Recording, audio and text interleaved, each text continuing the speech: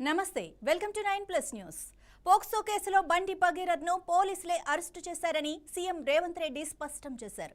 పోలీసులకు బండి సంజయ్ అప్పగించి ఉంటే తన ఇంట్లో అప్పగించేవారని, పోలీసులు భగీరథ్ను రోడ్డుపై అరెస్టు చేశారని చెప్పారు. పోలీసులు అంతా ప్రొసీజర్ ప్రకారమే చేస్తున్నారని, బీఆర్ఎస్ నేతలు ఏదో సాధించినట్లు సాడిస్టుల్లా వ్యవహరిస్తున్నారని తెలిపారు.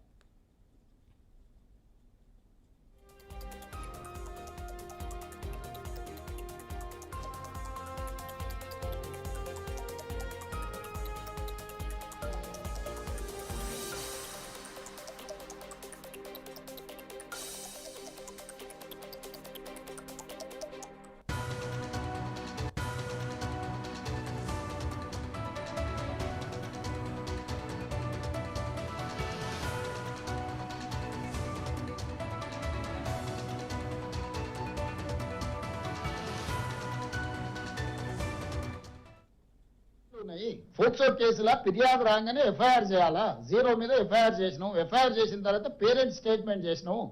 24 hours లో అమ్మాయి స్టేట్మెంట్ రికార్డ్ చేయాలి. ఆ ప్రకారం చేసుకుంటే అమ్మాయి దగ్గర కోర్టు దగ్గరికి తీసుకెళ్లి 164 స్టేట్మెంట్ చేయాలి. ఇది సెన్సిటివ్ కేసు. పోక్సో కేసులో ఎవరి వివరాలు చెప్పడానికి లేదు. వాళ్ళలాగా రోడ్డు మీద వాడు మాట్లాడితే ఆ కుటుంబాల వేదన, ఆ అమ్మాయి కుటుంబానికి ఎంత ఆవేదన ఉంటుంది. వీళ్ళు అడ్డగోలుగా ఇచ్చేసి ఆ అమ్మాయి ఫోటోలు పెట్టి, ఆ అమ్మాయి తల్లిదండ్రుల ఫోటోలు పెట్టి, అసలు కేటీఆర్ అనేటోడు అసలు మనిషి ఎవడన్నా మనిషి ఇట్లా వ్యవహరిస్తాడని? రాజకీయాలు కావాలంటే ఎన్నికల్లో కొట్లాడు, ఎన్నికల్లో ఓడించు. రాజకీయాలు లాగా చూడాలి, సమస్య లాగా చూడాలి. ఒక మైనర్ గర్ల్ కి సంబంధించిన ఇష్యూ, దీంట్లో రాజకీయాలకు ఎందుకు?